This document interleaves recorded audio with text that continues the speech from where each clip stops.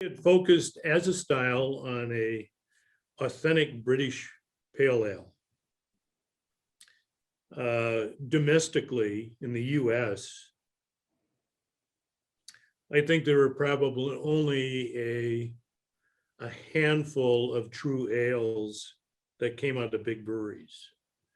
There were no regional breweries in the area that produced a true ale. That was a point of distinction that we could talk about when we wanted to sit down with a beer drinker or a retail customer or a distributor.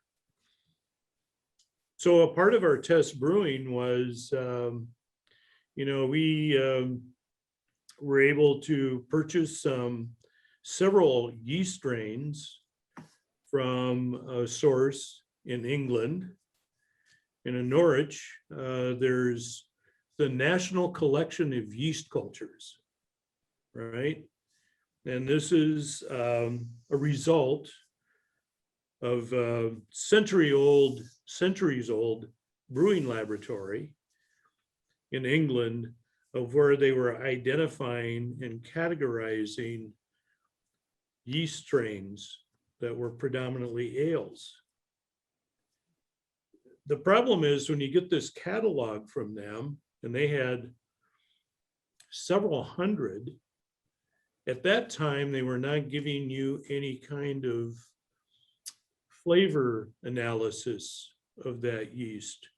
They would just talk about how the yeast behaved and performed, and whether or not you could use this yeast strain in an open, traditional style English fermentation vessel or a closed one.